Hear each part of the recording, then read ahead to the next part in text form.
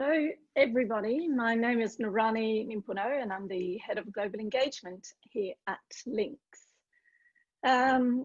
It is my great pleasure today to host this session, which is part of a broader series of distinguished industry speakers. And today we have with us Merike Kaeo, who will be presenting for this session. I'll be moderating it, and so if you have any questions at all, feel free to pop them into the Q&A and I'll bring them to Merike's attention at the end of this presentation. So a little bit about our speaker of the day. So Merike Kaeo has over 25 years of experience in pioneering internet technology deployments and cybersecurity initiatives. She's an expert in developing guidance that addresses global compliance requirements, leading risk analysis needs, creating incident response and responsible vulnerability disclosure processes, and evaluating and executing on effective risk mitigation strategies. Ms. Kaeo has held a variety of executive leadership positions, as well as led and contributed to several global threat intelligence sharing initiatives. In the EU, she was part of the Network and Information Security Working Group that created guidelines and recommendations to promote the sharing of cyber threat information and incident coordination in both the public and private sectors. During and after the 2007 cyber attacks against Estonia, Ms. Kaeo was instrumental in fostering cooperation among the global operational security community and the Estonian National Computer Emergency Response Team (SAT). She's member of the Security and Stability Advisory Committee, ESSAC, at ICANN, and she's a well-known figure in the larger internet community. She is someone that I greatly admire, and I'm exceedingly pleased to be able to introduce her here as part of the LINX Distinguished Speaker Series. So she will be presenting Welcome to the Ground Illusion, How Feel-Good Security and Privacy Practices Exacerbate Cybercrime. So with that, I'll hand over to you, Merike. The floor is yours. Thank you very much, Narani. So let me share my screen here. Can everybody see the slides? Okay, so thank you, LINX. I think this is a very great endeavor to have a lot of these virtual sessions. And I also want to thank you for so quickly rescheduling. I was one of the unfortunate webinars where we had the Zoom outage, but I must commend both LINX and Zoom, because LINX did have a backup plan. It was just that it was a couple of minutes before the session was starting. And so it was just, the timing wasn't right to just notify everybody to use some other application. And I must commend Zoom also, because they were very good at keeping the global community notified in terms of what was going on, and they fixed it fairly quickly. So stuff happens.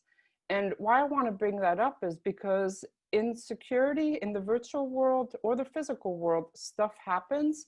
We can't panic. We just got to really make some intelligent choices and try to avert risk as best we can. So part of what I want to stress today is just, there's some nuances to everybody now working from home, being much more virtual in the work that we do. And how does that exacerbate, our, what I'm going to say, poor security practices, and where can we get better?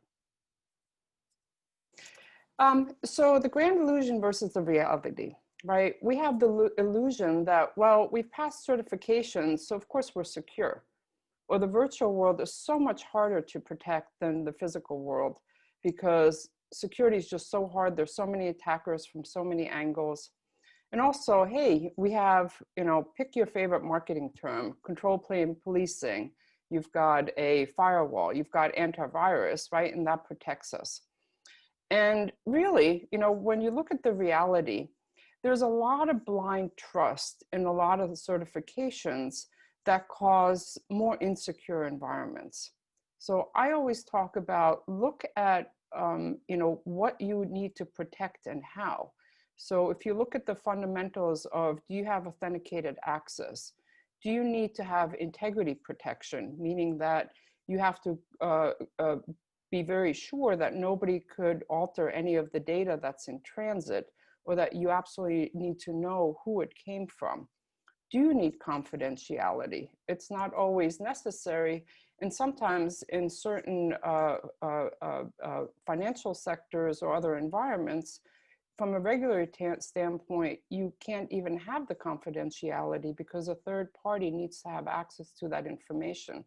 And sure, there's going to be some cryptographic advances where that's going to be possible even when you encrypt traffic.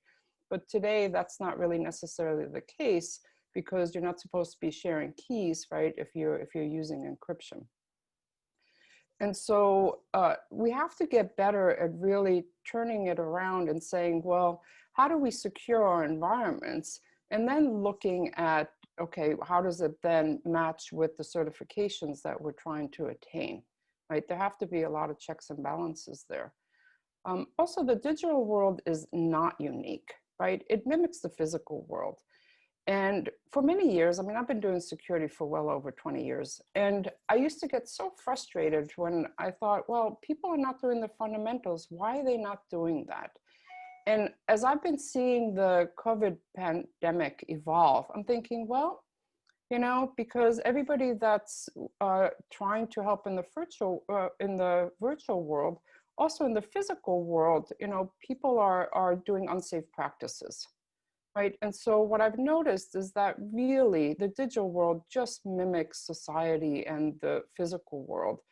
And so I'm just hoping that people will get better at understanding some of the risks and then knowing the role that they play and looking at, well, how can I improve the security environment? Because now that you're working from home, security is not just, you know, part of the fact that it's going to affect your organization. It may even start affecting your family. So I think we really all have to think much, much more about the risks that we're taking.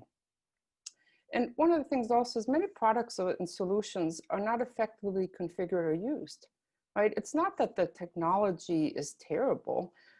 It's just that a lot of times also the technology is not yet easy to use and the defaults aren't necessarily the best or most secure in our environments.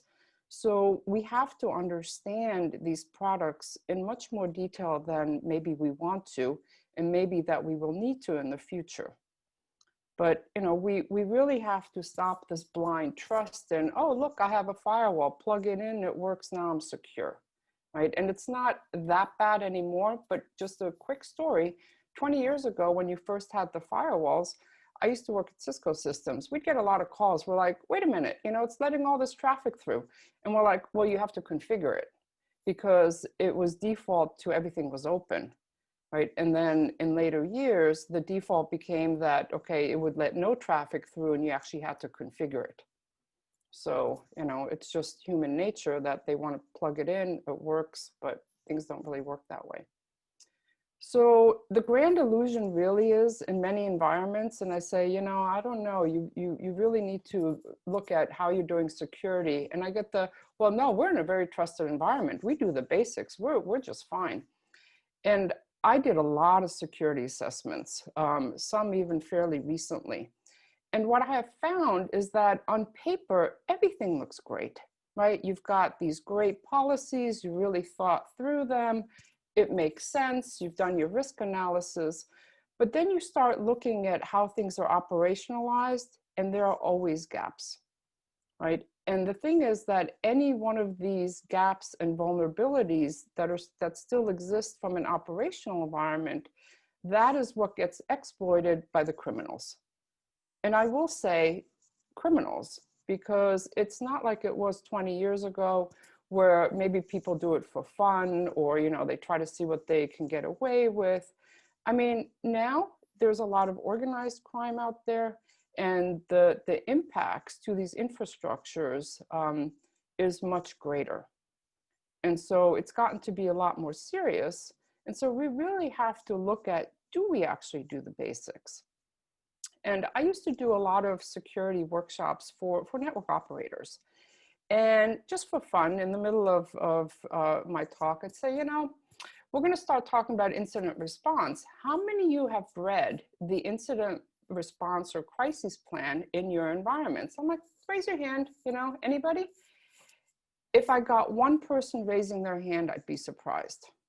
right? And I have to tell you, this is still true today, right? A couple of years ago, there was an environment, and there's more than just one of these, where they were hit by a ransomware attack and they didn't know who to contact or what to do. They realized that they did not have an operational incident response plan. And so what I would tell these network operators to do, I'd say, take out a sheet of paper, write down, if there is an incident, I have permission to do whatever I need to do without any ramification for the next 24 to 48 hours without the fear of getting fired. And I said, bring that to your manager and have them sign it, right? Because you don't want to be the scapegoat. So, really look at the basics, right? Do you do two-factor authentication? Do you rely on defaults? Do you use cryptographically protected protocols, right? Do you get alerted for unauthorized changes, right? You have to be really meticulous in your environments. Most people aren't, right? It's the boring stuff, but it is the boring stuff, the meticulousness that you really have to pay attention to. I mean, criminal behavior is rampant, right? Every single day, there is some kind of a breach somewhere in the world where millions of private information is leaked, right? I mean, and it's in every single industry. The one that did make me laugh a little bit, although I'm not sure the people in Finland laughed, was when there was a DOS attack that took down the central heating system, right? In the winter of Finland. I don't know, how many of you are from those Nordic regions. It is cold, right? And so as we rely more and more on electronic communications, right, they impact every part of our life these days. I mean, the travel industry, right, the health industry, the financial industry. So it's really, really very important that we start paying attention to really protecting ourselves, because at the end of the day, we risk not being able to live effectively, right? I mean, look at now. Everybody's so worried about, catching this COVID virus. It's extremely serious, right? What if the hospitals have a ransomware attack, right? What are you going to do? So this is really becoming more serious than it used to be. I mean, to me, it was always serious, but we have to recognize that these insecure behaviors that contribute to larger attacks are something that we all have to pay attention to. And what do criminals want? At the end of the day, they want money, right? It doesn't matter like what they're trying to breach, right? Usually they want to try to impersonate you, or they want to extort money. I mean, there's other nefarious behavior also, but by and large, a lot of these criminals, they're really just after money. And we have to understand that the following data, right, which is all of these breaches that I mentioned before and that are ongoing from a day-to-day basis, right, where people get hundreds of access to hundreds of millions of accounts, right, they're after this type of information. Why? Because then they could potentially impersonate you. And if you ever look at, there's a recent incident here. I live in Seattle in Washington State. And because of the COVID pandemic, right, there's a lot of unemployment. And so Washington State allocated some money, right, and a lot of people were looking to get unemployment money. There was so much fraud. And I started looking at what you had to log in and how you create your account to actually get the money. And it was ludicrous at how insecure it was in terms of how do you authenticate a Washington State resident before you actually give them money. And I mean, the Washington State has lost hundreds of millions of dollars.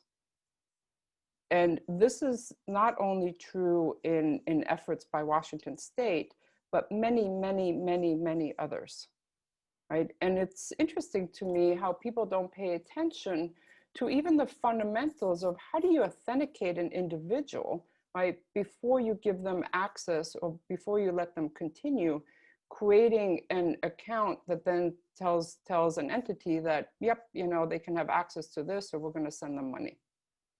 So we have to be much, much, much better in terms of our authentication and authorization aspects.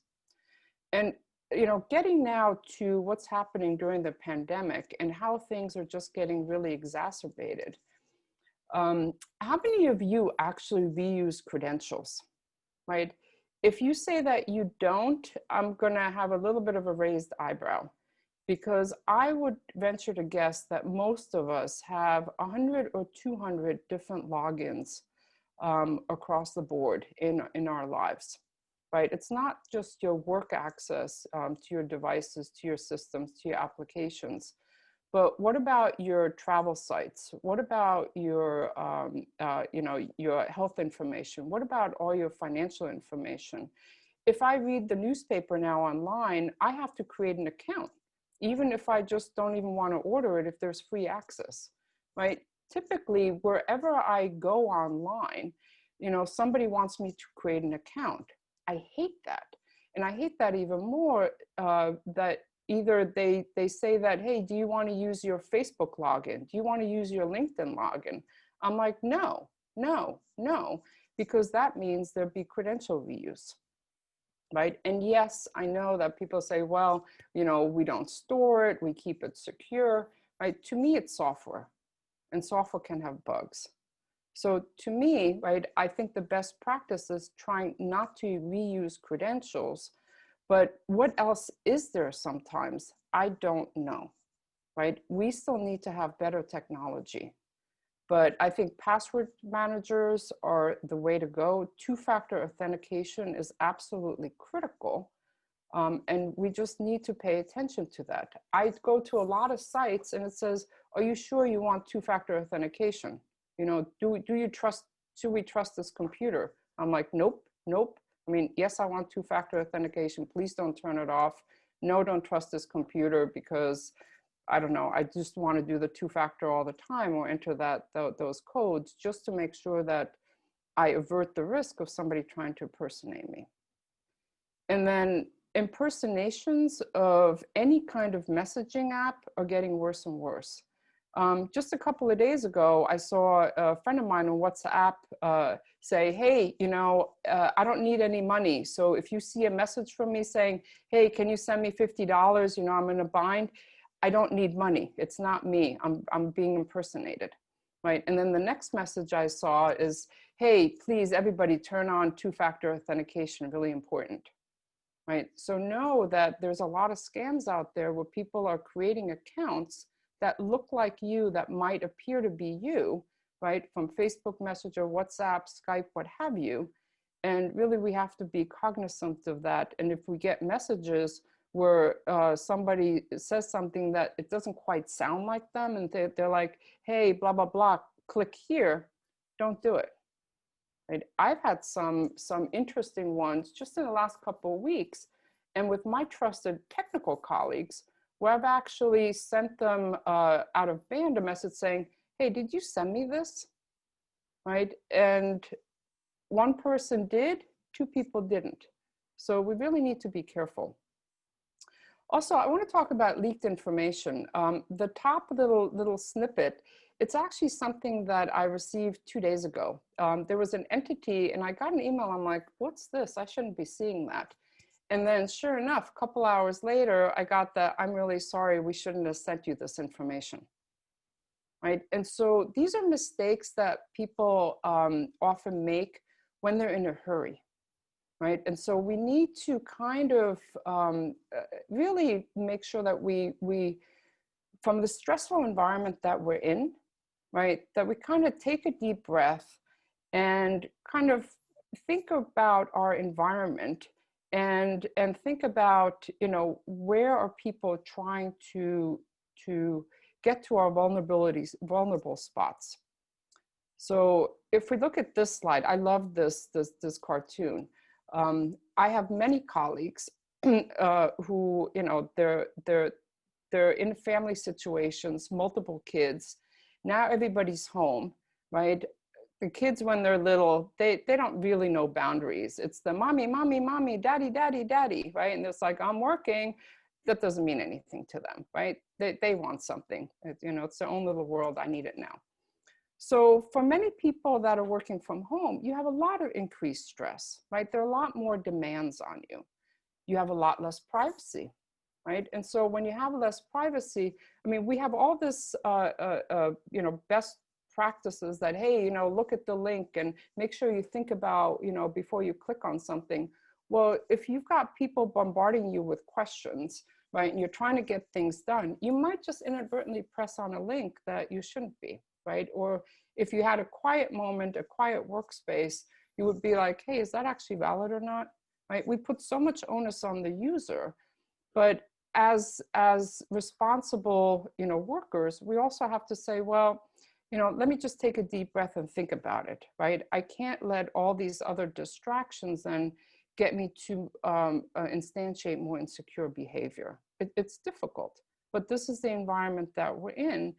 And one of the awarenesses that I want to raise is that from a technological perspective, right, we can't just say, oh, it's the user's fault and the users have to be smarter.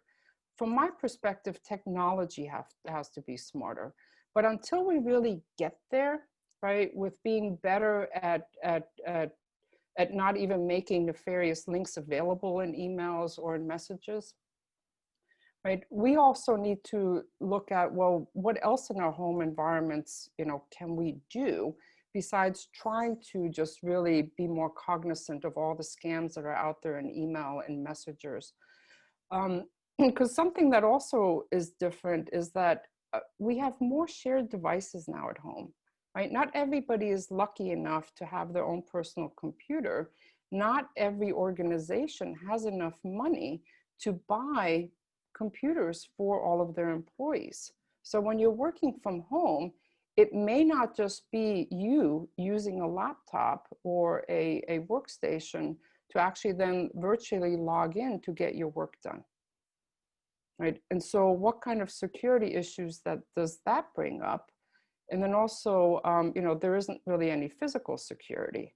So I always laugh because I live by myself. I'm home alone. When I leave my room, I put the screensaver on, right? And one time I was running out of my office to answer the door and I turned back and I'm like, well, nobody's here. And I'm like, no, I'm just going to turn the screensaver on, right? I don't know. It's just, you know, it's the same as turning on the blinker when you're in the parking lot, right? I mean, I do it just because it's habit. And I know many people don't, you know, they might still kind of smirk at that, but seriously, it's like if you're in an open environment, you forget to put on your screensaver, you know, people have access to your computer, right? It's the basics that count. So if I look at, you know, today's pandemic and the issues that it's causing, the increase in security issues, right? We have to understand that there are some new nuances. And when I think about physical crime, right? Robberies happen all the time, right? No matter what, I mean, you can't stop them. You try to avert the risk. You have locked doors, you have cameras, you have sensors, you have what have you. Robberies still occur. Now, what I started thinking of is, and I love this infographic by Europol because it really shows some of the things we need to think about, is that, well, now that everybody's working from home, or a lot of people are working more from home, right? On your home machines, you might have much more sensitive information, right? So if your laptop gets stolen, right, how does that impact the business? Right? So just really thinking through, what is it? What is the information that you have on your mobile device, right? On your, well, home device, that in my mind, I now call a mobile device because you're not physically in the organization. And one of the things that's also happening is that because of the pandemic, right, a lot of the emails, a lot of the messages that are spam, that are scams, their subject line always has something to do with sense of urgency, loss of access. Hey, your email is full. Hey, we need this information now, or otherwise you're going to get locked out of your account. I mean, I'm seeing a lot more of these, right? And so again, we have to be really careful when we get these messages that have this sense of urgency, or, you know, seem to have some realistic medical or financial news targeted at us. Because remember, from all the social media, right, a lot of the criminals are doing much more reconnaissance to target any kind of message that looks real to us, right? So we really have to be careful in terms of when we open up emails, what we click. It can look really real, but a lot of criminals are taking advantage of this situation. And so what is your mobile device policy in your actual organization, right? And it comes back to the fundamentals. When we look at, all of the devices that we're utilizing, a lot of the laptops, a lot of the tablets, and even your mobile phones, right? Who has the data? Where's the data going, right? There's so many applications that people like to use, either for checking their travel status, or their health stuff, or connecting their iPhone to their doorbells, or what have you, right? But what are the applications really doing? What kind of information are they looking at? And then what kind of access can they have to any information that might be business related? And so I always think about that, where now that everybody or more people are working virtually, right? I look at home workstations now in the same category as mobile devices, because what level of control do you have, right? That device is not just used in a work environment as it would be or should be in an office, right? And what is backed up where? So if you have a laptop, right, do you log in then to your work environment, but do you then also log in or back up your iPhone, and what is going to the cloud? And are you actually sending sensitive company information to the cloud, right? Is that also getting backed up, even though you're thinking that it's only your personal stuff, right? And who has access to the devices? And again, as I mentioned before, who uses screensavers at home? I actually do, because it's just habit. I leave and I turn it on. And then capacity and faith sharing, right, also ties into security, because you want to make sure that you have access and everything's available. And so most people only have a single router for internet access. Well, what do you do when that goes down? And also, where is the traffic going and where are the DNS queries going? Right now that people are working from home, you may not necessarily have traffic that just gets directly routed through a secure channel from the home, from where the worker sits, to the organization. So you don't necessarily have control of all of the traffic. And we really need to think about it, right? It's when traffic gets initiated from a machine, right? And it's something that is confidential or sensitive to an organization, right? And if you don't yet have encryption everywhere, where is it going? And how can you control the risk of having unauthorized access to this data?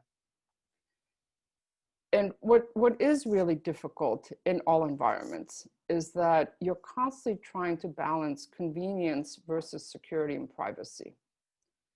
And so when I look at convenience, right, it's a pain in the butt to use separate internet connections at home for work, right? Would you do that? Is an employer going to actually spend money for you to have a second internet connection that's only used for work, right? That's probably fairly rare.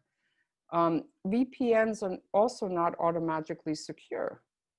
And so when I used to do security assessments, a lot of it was strategic work. But when somebody told me that, yes, we use a VPN, it is absolutely critical that we have cryptographic control and that we encrypt everything. And I sometimes actually looked at the configurations.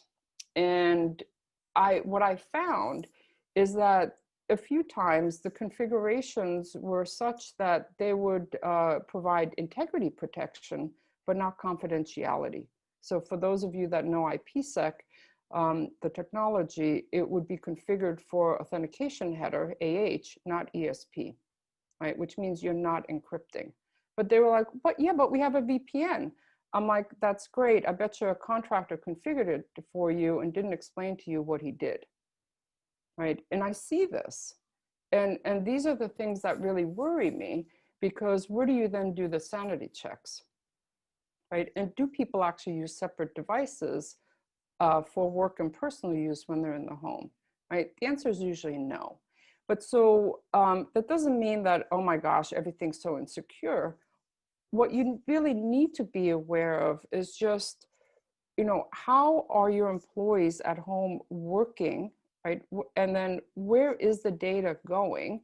And what can you do over time to make things more secure, right? I mean, it's going to be a progression, but you have to really understand the work environment, and then some work, how you operate, right, may have to change. I'll give one example.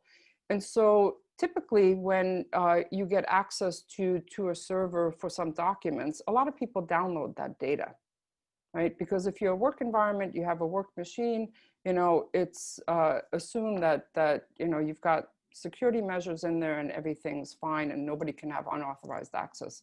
Well, when you're in a home environment, right, remember this could now be thought of as a mobile device. Do you want the home workers to be able to download those sensitive documents onto their home device, right? So you may want to change how you operationally do things so that you can't download it, they can just observe it from the server when they're online. Right. So these are the kinds of thoughts, or, you know, thinking through that you want to do in terms of how the work environment might change a little bit. From a worker's perspective, right, you really want to also start understanding that if you're in a work from home environment, and let's say the employer hasn't been able to buy you a workstation, and because of COVID, you haven't been able to get to the office to bring whatever, you know, machine you had been working on home, right?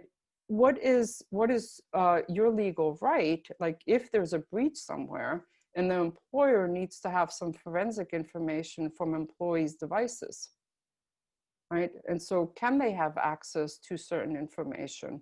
I mean, these are things that you really want to think about, because you don't want somebody to get your personal access to your personal information. I mean, there's been some cases from prominent CEOs and executives where there's been some issue in a company, a breach, and they've had access to the executive's laptop and found things that were embarrassing to the executive, right? So, you know, we just have to be cognizant of who has access and who has, you know, separating what you're doing from a personal perspective and from a work perspective. And I can't stress enough that credential compromise is the first step to how a lot of more sophisticated attacks get instantiated. And primarily, a lot of the issues come in with how we as humans, right, act. And really, we have to be much more cognizant of how our behavior helps the criminals with respect to stealing credentials, right? Being victim of a phishing attack. It's hard, right? I mean, as somebody that gets hundreds of emails a day, there are times that I, you know, am really just busy and stressed because so many people want something from me and I'm trying to go through my emails really quickly. But I will never click on something before actually saying, is this really the case? And I miss a lot of important things at times because everybody wants you to click on something, right? I mean, it is actually absurd to say, well, don't click on things, you know, you don't know about. I have my security professional colleagues send me things with links in them. I mean, you can't help it. It's just so much easier, right? So I think that technology has to increase. I mean, I am not going to look at my 300 to 400 emails and take a look at, is it really from the right person, right? Not every single email. I just don't click on the links, right? And if they say, well, you should have clicked on the link, I'm like, well, you're a security professional, right? We tell people not to click on links. So what do we do? I don't know. When your laptop gets stolen, it really could get stolen. Remember that, you know, criminals, I mean, physical crime exists. So what if the laptop is in your house, right? It gets stolen, right? Are you encrypting it, right? Do you have sensitive data on there? And, you know, the list goes on, but we have to be really cognizant. And, you know, the two things that I would really be careful about, right, is one of them is don't send any kind of credentials in clear text email. I can't even begin to tell you how many times I create an account to someplace and then they say, oh, for future reference, your username and your password is this. And I'm like, this is clear text email. Wow, okay, security, yay, right? So if you're in an organization, please make sure that you don't send emails with clear text passwords to your customers or, you know, people that are trying to log in and creating accounts. And also, if you're a user, please don't reuse passwords. And identity validation is really crucial, right? And my first question when I talk to people that are creating new startups or new services, product services, is when you're creating identity validation, right? How hard is it to bypass, right? How hard is it for somebody to impersonate an authenticated user? Because those are the things I think more of how easy can it be bypassed, because that can then lead to, oh, okay, we absolutely need to do this a little bit differently. And attention has to be paid to credential lifecycle management, right? How you create a credential, how do you renew it, how do you dispose of it? What always amazes me that in the 20 years that now digital certificates have evolved, there are too many environments where they come into the office like, oh my goodness, the digital certificate expired today, we got to renew it, right? Why is that happening, right? Why is there not an automated mechanism that shows you that the digital certificate is expiring, right? Yes, we get notifications sometimes from the entities that are renewing them, but that's not the same as, you know, the application that is using it and could put up a window and said, hey, you know, we're using this certificate in our chain and in a month it's expiring. So there has to be a better way because people are not getting the notifications that they need.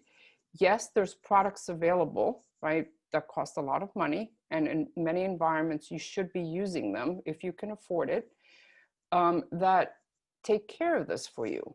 But the digital certificates are the underlying authentication mechanism, right, for so many things that we also have to think about environments where you don't have a lot of money, right? So can the application somehow embed that in to say, yep, you know, this is going to expire in a month. Why don't we, you know, pop up a little bit a window so that, you know, the user is aware that they need to do something. Incident response, right?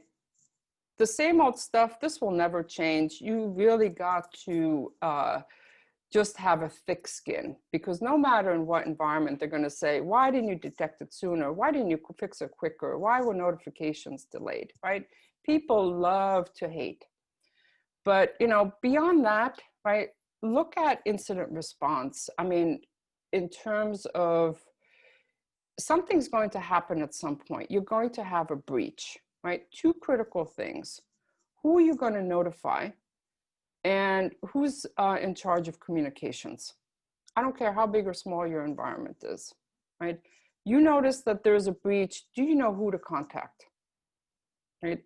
And one of the things that's exasperating really good incident response, or, you know, that people had to really scramble, is that if it's a security incident, you need to find trusted, new trusted communications channels, because you can't just get a tiger team together in conference room B. right? Now it's all virtual.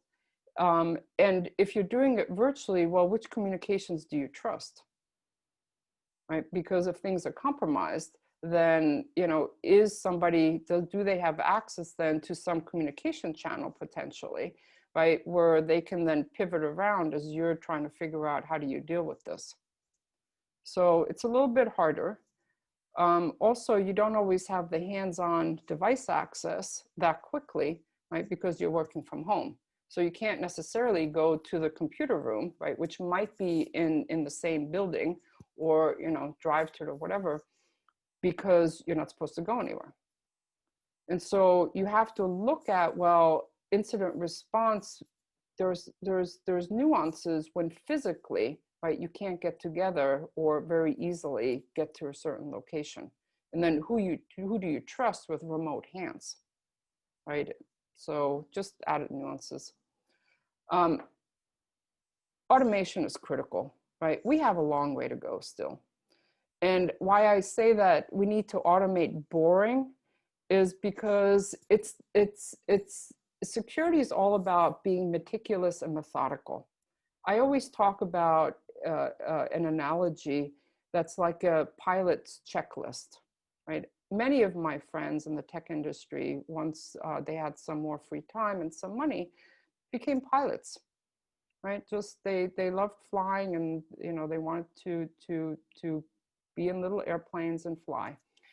And there are a couple of people that, you know, I would talk to them and I'd, you know, meet them in the morning. Actually, there was this one incident, and they're like, oh, I'm not going to check the fuel. You know, I checked it last night. And I'm like, oh, you know, I just remembered, I have something else. I'm sorry, I can't go up with you today. Because you don't want to take that risk. I mean, the checklists are there for a reason, and you have to go methodically through those checklists and not miss a single step. And it's the same thing when you think about any kind of virtual or physical security. And what we're not very good at today is keeping track of our digital footprints, right? So IP addresses, domains, email addresses. From an email address perspective, how many of you use that as a username? I think most applications that I'm aware of require an email address, right, as the username. I hate that because the criminals already have part of the information, right? And so I would like to know what email addresses have been part of a breach, right? What IP addresses have been part of a breach, because that then gives me some information that, okay, maybe it's time to actually get a new email address, right? I've had one for 20 years. And it's interesting to me when I think about how applications and services provide for user authentication, right? This is why two-factor is so important, because assuming, you know, email addresses are usually public information, right? And then with all the passwords that have been cracked with all the breaches, if you don't have two-factor authentication, it's not too difficult to imagine that somebody will at some point in time target you and just get access. And really there's an illusion of control, but in reality, there's very little. I mean, think through this, right? And there's that site, Have I Been Pwned, right? There's other startups that are looking at, you know, how do we help users, organizations provide this information about their digital footprint? I think you would be amazed at how many breaches affect you. So I've already talked about incident response. The one thing that's really critical is automating evidence collection, right? Right now, still, if there's a breach, as you're trying to collect evidence, it's not that easy. It's pretty tedious. But there are efforts in play where they're trying to automate this just so that you can gather the evidence and then pivot around what your response is also a lot easier. So usually when people talk about security, especially virtual security, I hear a lot about, oh, the problem is so difficult, you know, there's nothing we can do. I always say that, you know, there are a lot of complications, there are a lot of details, but think about life in general, right? Think about how difficult it is to be somebody who's in the physical, like hospital emergency response, right? People that are EMTs, you know, the surgeons, right? Look at astronauts, look at the space industry. I mean, there's a lot of complexity in the world. Virtual security, network security is not more complex or less complex than some of these other disciplines. And really, you know, we have to kind of step back and say, well, we can't solve every problem, right? We can't be 100% secure, but we want to avert risks as much as possible. So let's stay as informed as we can. Try to discern hype from reality, right? Every news play on Twitter, everybody wants to put out hype, like, oh, this happened, that happened, whatever. I try and check the source and check for the facts. Again, I am going to commend Zoom, because the site that they had to actually check the status of what was going on was excellent, right? Many other companies do that also these days. There's an outage, they say, look here. Don't read the headlines, right? The headlines just want to give hype and sensationalism. So stay informed as best you can with facts. Validate trusted behavior, right? We want to trust our employees, but understand that these are very difficult times for a lot of people that are working from home, that now have a lot of different distractions and stressful situations, right? So, you know, we got to all work together to how to maintain security in the virtual world. And let's just help and not hinder each other. So those are my overall thoughts. I know they covered a lot of different areas, but I hope it's been helpful to some. So should I stop sharing? What a, yeah, you can put it, yeah, sure. Thank you so much, Merike. What a great presentation, and what a, there's so much to unpack in there. I think it's a very timely presentation now that so many people are working from home, and this thing about the home network being an extension of your office, and all the challenges that has posed, and the increase of security incidents and cybercrime during this. I have so many questions, but I also see that there's some great questions in the Q&A. So I'll bring some of those to you, and then we'll see if I can throw in some of my own at the end. Okay. So Ivan Beveridge says theft of mobile phones is a significant risk due to organizations using SMS to mobile phone for two-factor authentication. Many have this as the only two-factor authentication option. This is something a mutual friend experienced a few years ago when their bank, etc., would not let them change their password after phone theft and account compromised without two-factor authentication. How should we make such organizations aware of the risk? You know, that's a tough one, because I mean, quite frankly, the technology is not there yet, right? To get an easy to use and convenient two-factor authentication that cannot be easily compromised, right? So I don't have a solution for you. And you know, I've been thinking about this a lot, because there are many environments where two-factor authentication is just SMS based, right? And so one thing that I've done in the US, and so I don't know how this translates globally, and this is kind of interesting, is that I have the credit freezes, right? And so when somebody's trying to impersonate my you know, SMS or, you know, phone number, they want to get access to my phone number, they can't. And I was trying to do this because I was trying to change from one provider to the other. And they're like, well, if you have a credit freeze, then we're not going to be able to do that easily. And I said, great.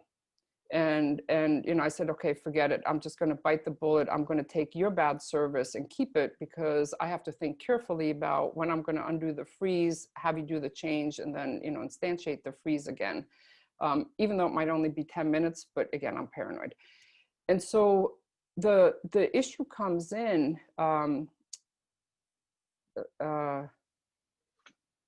that then you still have the problem of what if you have a nefarious employee rather, right?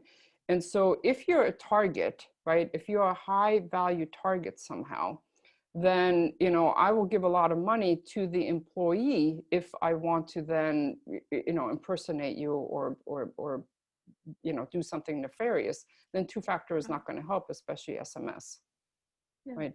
But that can be said for almost any environment. And so this is a tough question. And you have to look at, well, what risks are you averting by at least deploying two-factor, even with SMS in some environments, rather than not doing it, right? Because anything can be exploited. It's just how difficult is it? So I know this is not necessarily the answer you might be looking for, but it's all about averting some level of risk. I'm going to add Ivan's other probably unanswerable question about two-factor authentication, his second question about it. So he says that two-factor authentication can be a pain in the neck when applied to a child's account when parents want to ensure they have access, especially when a phone number has to be used. If a child's number is specified, parents can't get access. If the parent's number is specified, the child can't get access. If a child loses her phone, then access is lost without a lot of pain. Any thoughts on how to deal with this? Let me look at this. I'm actually reading it because it's not a very easy question. So the issue being that you can't, if you put in your own, the parent's phone number in there, then that poses challenges. If you put in the child's phone number in there, that poses other challenges if they lose their phone. You know, that speaks to that slide that I had with the convenience versus security versus privacy, right? I mean, these are very complex issues, and I don't have any thoughts right now how to deal with it. I'd have to think about it quite a bit, but you know, because there's always a downside, whichever way you go, right? You either lose the aspect of convenience or you lose the aspect of security, right? So where do you find a middle ground? So, but I'll have a think on this. I guess with that, in some ways, you've commented already on Bijal's question. She says, thanks, Merike. It's always so interesting to hear you talk about security. Do you think we can make security more user-friendly without compromising on security or making people trust bad actors? And I guess it comes back to what you were saying about it's about finding the right balance and about sort of evaluating what's most important in this particular setting. Yeah, and I do. I mean, there's technological advances, right, that are still ongoing. And when I look at the security industry, right, and the virtual kind of environments, they're fairly new, right? And I always compare that to the physical world, right? We're still improving the physical world, right? I mean, how many times do you have like these funny stories, although not really funny when you think about it, where bridges have collapsed because of bad engineering? Right? And then there's always improvements. I look at security, like we really have to understand much more like how people can bypass the security controls that we have today and then figure out how do we automate this more and more, right? And that is happening. And people are trying to figure out, well, what is user behavior, right? How can you bypass or how can you impersonate this user behavior? And then how do we just keep, how do we improve on things, right? But we can't rely on humans per se, and we do need a lot more automation. And I do think that we're going to make security easier, right? It's just that it's going to take it's going to take a lot of work still, right? Trying to see how to automate and yeah, figuring out what will change behavior. I'll also mention that, you know, I liken it to people carrying physical keys, right? In some villages, right, people they never wanted to have keys, right? When something nefarious happened, they're like, oh, we're not really a little village anymore. We're becoming a city and we can't keep our doors unlocked and our cars unlocked and all that. Oh my gosh, you know, now I'm going to have to carry keys. Well, what happened in the physical world, right? Now you have keypads, right? Because people don't want to carry keys because that's inconvenient, right? And so I think in the virtual world, you're going to have the same thing where you're going to have easier to use security. I don't know what that will be, and I can't wait for the day, right? Because I'm sorry, 180 accounts and a password manager, right, with 180 different passwords plus two-factor and different ways of two-factor. It's got to get easier. Yeah. Well, so actually that leads us quite nicely into the question from Nathan Slater, which is about, I guess, user friendliness, but not necessarily automation. So he says, my dad writes down all his passwords in a physical notebook that he keeps in his office. People keep telling him that that's really insecure, but in my view, that's actually a lot more secure than many other options, as the risk of someone breaking into his house and finding that notebook is rather low. What's your take on that? I agree with you, Nate. And because you always have to look at what is the actual risk, right? And what is the actual environment? So people tell you, use a password manager. And I'm like, well, which one? And is that data in the cloud? Well, what if that cloud gets compromised, right? Then all of a sudden you have all the access. That doesn't mean it's insecure. You have to understand the risk, right? And knowing, I mean, when I first saw a notebook where you could write down your passwords and it didn't even say a hint, I just rolled by my eyeballs. I'm like, you got to be kidding me.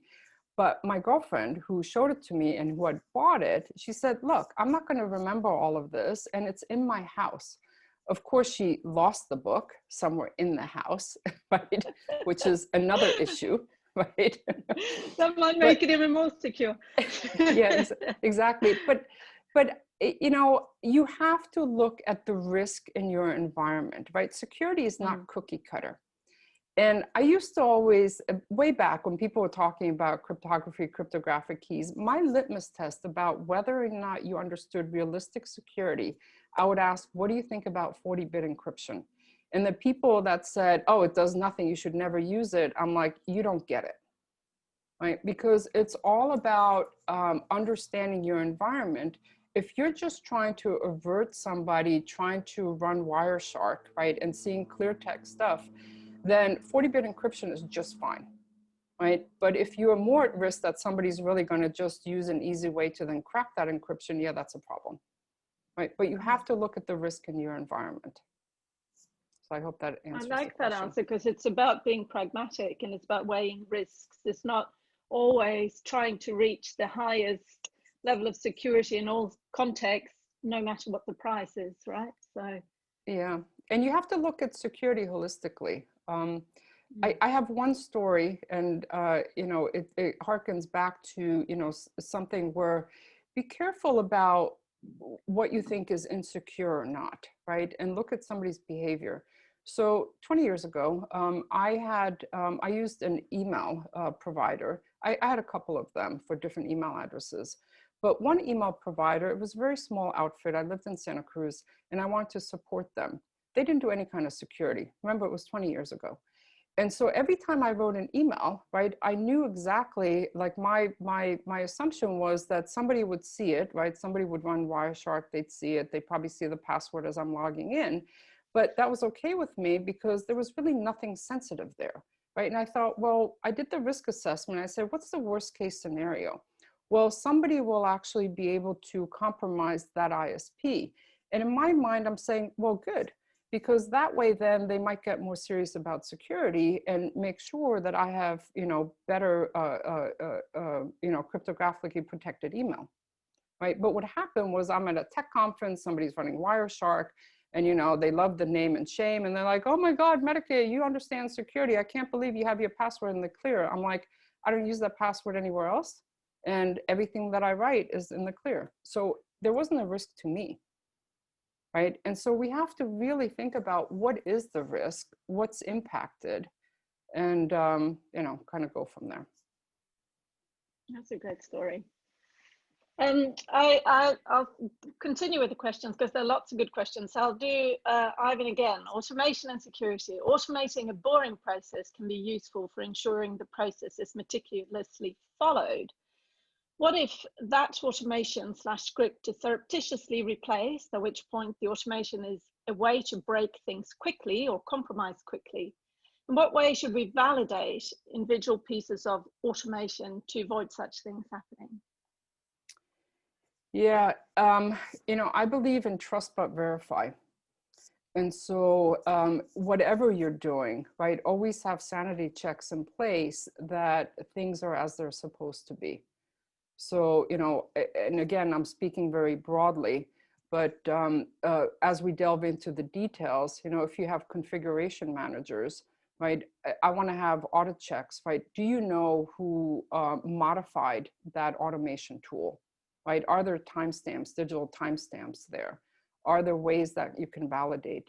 So you always need to have some kind of validation mechanism, and also integrity to make sure that nothing's been modified, right? And if something has been modified, that you know when and by whom. So just, you have to have checks and balances, even in your automated tools. You can't just have blind trust that, hey, it works, great, yay, you know, we'll look at it again when something breaks.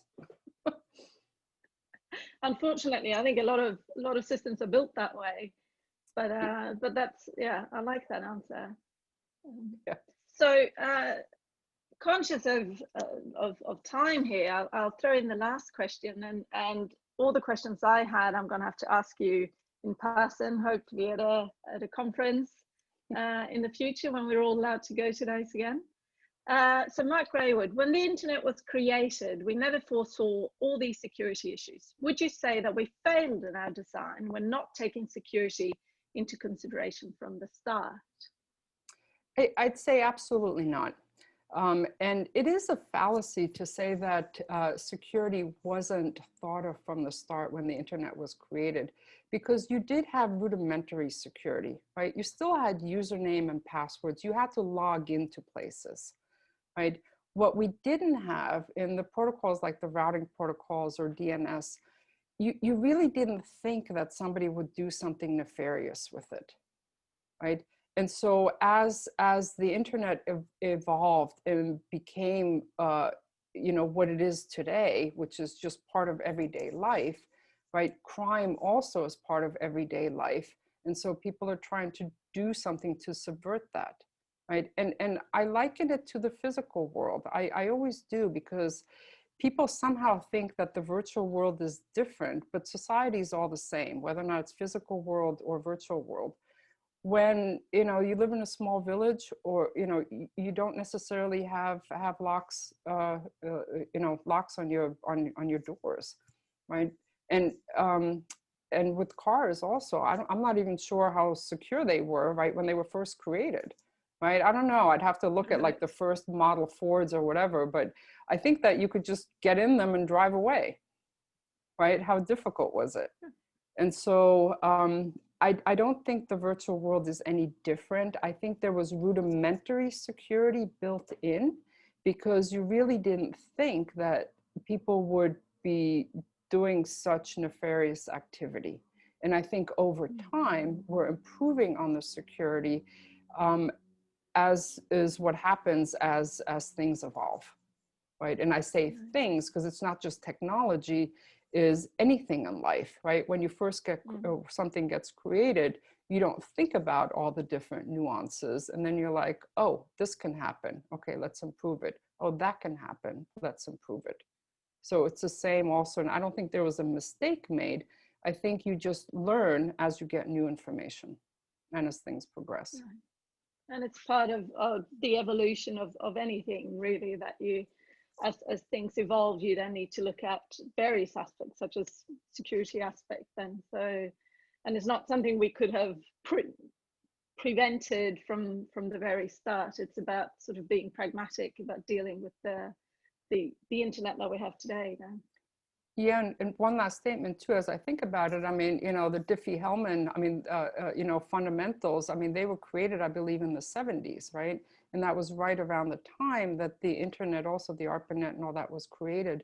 And so you didn't have the technology available also to think about some of the cryptographic aspects. But I will say that Claude Shannon, right, who's more known for information theory, I believe it was the 1950s that he already actually had a paper on cryptography or encryption that I became aware of only in the last recent years, right? So people did think about it. It's just that you didn't necessarily have the technology yet to instantiate all the security pieces. Great. Fantastic. I would like to continue this conversation, but I think that we've come to the top of the hour.